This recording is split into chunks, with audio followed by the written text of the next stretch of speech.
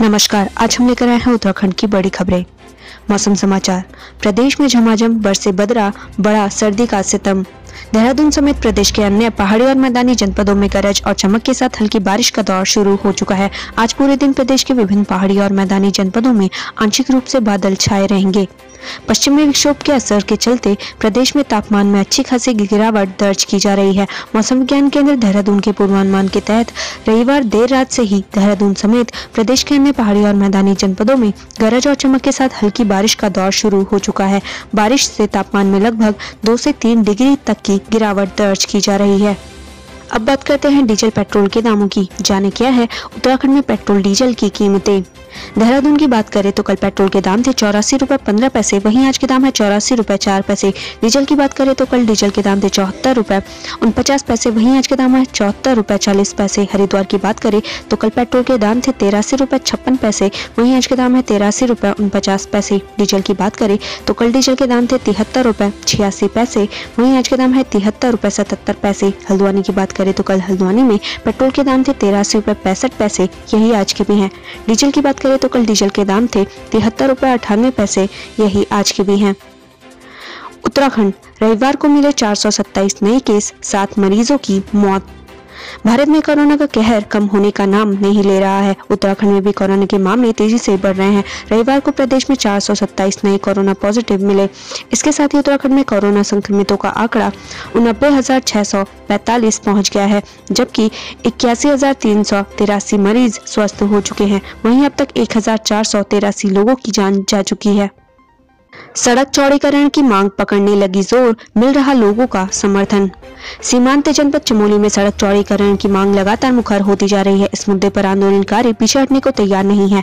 वहीं नंदप्रयाग घाट मोटर मार्ग को 1.5 लेन तक चौड़ीकरण की मांग को लेकर 24वें दिन व्यापार संघ की जिला कार्यकारिणी और गौचा नगर पालिका के पूर्व अध्यक्ष मुकेश नेगी ने धरने पर बैठे आंदोलनकारियों को अपना समर्थन दिया। गहरी खाई में गिरी जीप, 1 की मौत 3 घायल। कांडा तहसील के दूरस्थ क्षेत्र घोड़ा गाड़ के समीप देर रात एक मैक्स जीप अनियंत्रित होकर गहरी खाई में जा गिरी। इस हादसे में एक महिला की जीप के नीचे दबकर मौत हो गई, जबकि चालक लापता है। 3 घायलों को सीएचसी कांडा में भर्ती किया गया है। कपकोट के पूर्व विधायक ललित ने घटना की सूचना तहसील प्रशासन, जिलाधिकारी, एसपी आदि को दी। सूचना के बाद पुलिस और प्रशासन की टीम घटनास्थल को रवाना हुई। लक्सर में 3 सहायक अध्यापिकाओं के यूटेट प्रमाण पत्र पाए गए फर्जी। खानपुर ब्लॉक के राजकीय प्राथमिक स्कूल में तैनात 3 अध्यापिकाओं के यूटेट के प्रमाण पत्रों में फर्जीवाड़ा पकड़ा गया है। पिछले दिनों शिक्षा विभाग द्वारा सारे शिक्षकों के प्रमाण पत्र लेकर की जांच में इसका पता चला। डीईओ बेसिक ने तीनों अध्यापिकाओं को नोटिस भेज 3 सप्ताह के अंदर अपना जवाब देने को कहा है।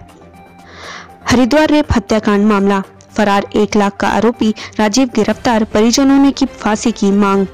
धर्मनगरी हरिद्वार में हुई मासूम बिटिया के साथ रेप व उसके बाद हत्या के मामले में पुलिस को फरार अभियुक्त राजीव यादव को गिरफ्तार करने में सफलता मिली है। पुलिस टीम ने डीजीपी के निर्देशों पर और सीओ मंगलौर अभय प्रताप के नेतृत्व में फरार अभियुक्त राजीव को यूपी के सुल्तानपुर जिले से गिरफ्तार किया है। पुलिस की 10 अलग अलग टीमों द्वारा फरार आरोपी की तलाश में 5 राज्यों के 5-5 जिलों के साथ 300 होटल में दबिश दी गई थी। करीब 7 दिन की कड़ी मेहनत के बाद पुलिस के हाथ यह सफलता मिली है। वहीं हरिद्वार पुलिस के ऊपर फरार अभियुक्त को गिरफ्तार करने का भारी दबाव था। अब अभियुक्त की गिरफ्तारी के बाद पुलिस ने चैन की सांस ली है। Nainital SSP Sunil Kumar Meena corona positive, Sushila Tiwari अस्पताल में भर्ती। उत्तराखंड में कोरोना के मामले तेजी से बढ़ रहे हैं। नैनीताल के SSP Sunil Kumar Meena corona virus से संक्रमित पाए गए हैं, जिसके बाद एसएसपी को हल्द्वानी के सुशीला तिवारी कोविड-19 अस्पताल में भर्ती कराया गया है, जहां वो डॉक्टरों की निगरानी में है। देहरादून में दुकान में बेचा जा रहा था नकली सामान, कॉपीराइट एक्ट के तहत मुकदमा दर्ज। थाना कोतवाली नगर क्षेत्र के अंतर्गत नेशविला रोड स्थित एक फार्म पीजी ट्रेडर्स में अलग अलग ब्रांडेड कंपनियों का रेडीमेड नकली माल बेचने का मामला सामने आया है। पुलिस ने आरोपी संचालक के खिलाफ कॉपीराइट एक्ट के तहत मुकदमा दर्ज कर नकली माल बरामद किया है। स्वामी अविमुक्तेश्वरानंद महाराज का राम मंदिर ट्रस्ट पर सवाल, कुंभ कार्यों से भी नाखुश।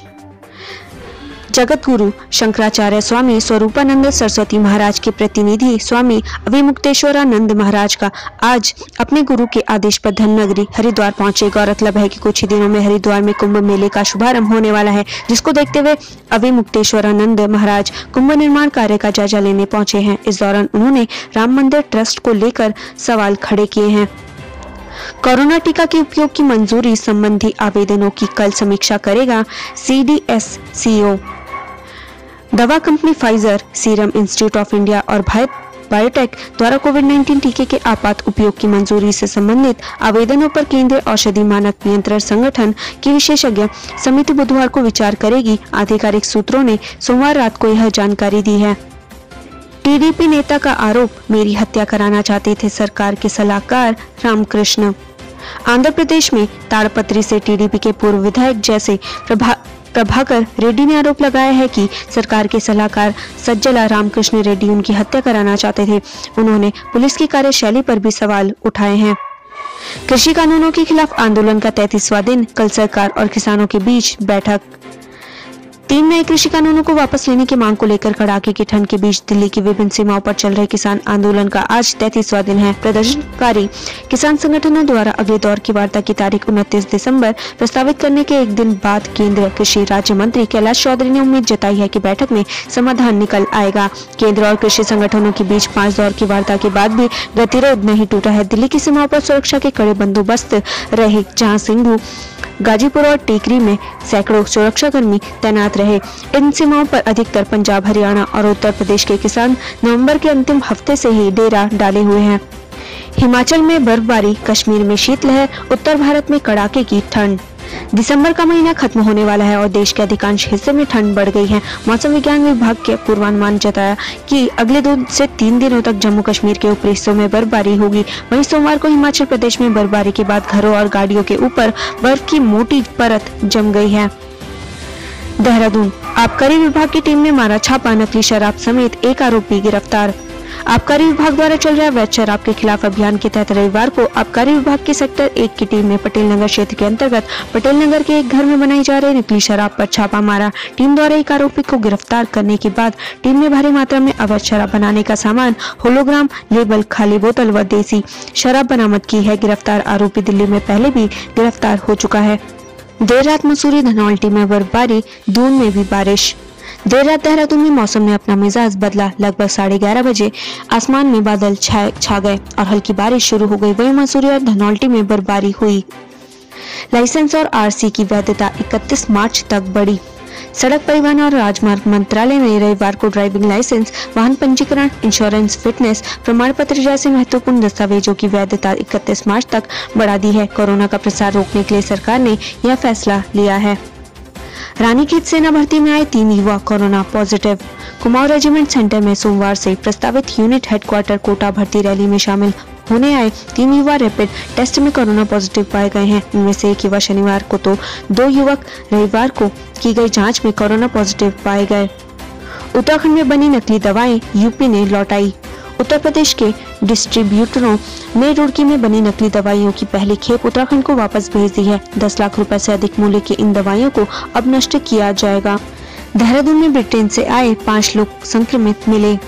ब्रिटेन से लौटे लोगों में कोरोना संक्रमण की पुष्टि होने लगी है। देहरादून में 131 लोग पिछले 1 महीने में ब्रिटेन से लौटे हैं, जिसकी जिला प्रशासन और स्वास्थ्य विभाग ने शनिवार से जांच करना शुरू कर दी है।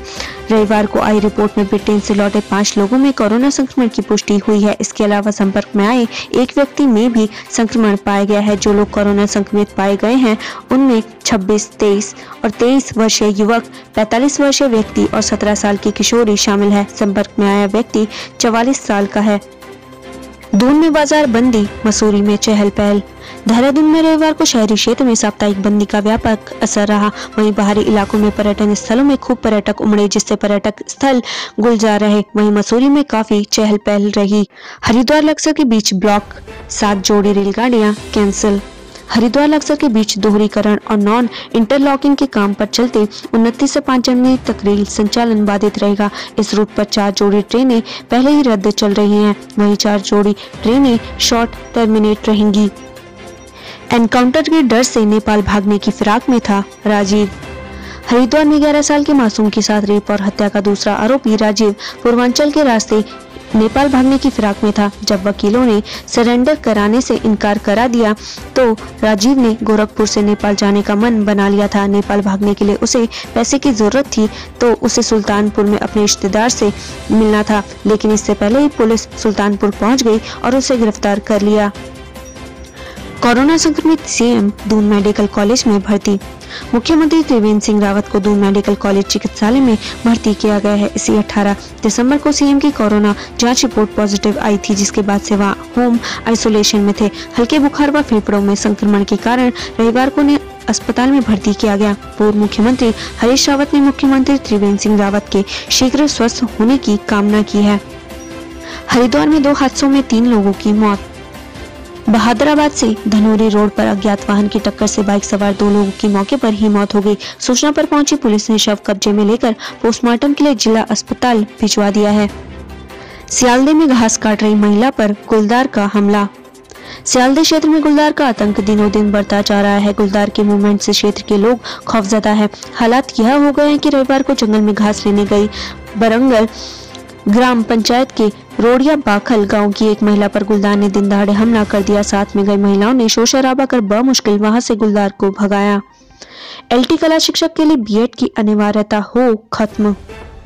शिक्षा विभाग में एलटी संवर्ग के लिए विभिन्न विषयों के पदों की जारी विज्ञप्ति में कला विषय के अध्यापकों के लिए अनिवार्य शैक्षिक योग्यता में फाइन आर्ट तथा इमेज चित्रकला पास के लिए भी बीएड पास रखी गई है। केदारनाथ विधायक मनोज रावत ने मुख्यमंत्री से उत्तराखंड में एलटी कला पद के लिए सेवा नियमावली में सुधार कर शैक्षिक योग्यता 23 दिसंबर 2019 से पूर्व की भांति रखने की मांग की है। सैलानियों की चहलकदमी से खिले चेहरे। नया साल नजदीक आते ही कौसानी में भी पर्यटकों की चहलकदमी शुरू हो गई है। कोविड महामारी के बाद आ रहे पर्यटकों से पर्यटन व्यवसायियों के चेहरे में खुशी की लहर है। उन्हें यकीन है कि आने वाला साल नई उम्मीदों की लबरेज होगा। दुकान में आग, चपेट में आकर युवक जला। रविवार रात कोतवाली अंतर्गत कॉलेज रोड पर रेडीमेड कपड़ों की दुकान में लगी आग ने पीछे स्थित एक मकान को भी चपेट में ले लिया। इससे मकान में मौजूद एक युवक जिंदा जल गया। डाकपतर अग्निशमन केंद्र से आग बुझाने के लिए 3 गाड़ियां मंगानी पड़ी। अग्निशमन कर्मियों ने करीब 2 घंटे की मशक्कत के बाद आग पर काबू पाया। पुलिस ने शव को कब्जे में लेकर मोर्चरी में रखवा दिया है। मामले की विस्तृत जाँच की जा रही है। नए साल के लिए औली के सभी होटल हो चुके हैं बुक। नए साल के जश्न के लिए विश्व प्रसिद्ध पर्यटन स्थल औली पर्यटकों से गुलजार है। हालांकि औली में इस समय बर्फ नहीं है, लिहाजा पर्यटक औली के ऊपर गौरसो बुग्याल पहुंचकर बर्फबारी का आनंद ले रहे हैं। जोशीमठ और औली के सभी होटल 12 जनवरी तक बुक हो चुके। कॉमन लॉ एडमिशन टेस्ट को 1 जनवरी से आवेदन। Consortium of national law universities ने कॉमन लॉ एडमिशन टेस्ट 2021 का कार्यक्रम घोषित कर दिया है। लॉ में करियर बनाने के लिए यह परीक्षा 9 मई को होगी। 1 जनवरी से ऑनलाइन आवेदन प्रक्रिया शुरू हो जाएगी। इच्छुक छात्र 31 मार्च तक रजिस्ट्रेशन करा सकते हैं। 638 युवाओं ने पूरी की दौड़ की बाधा।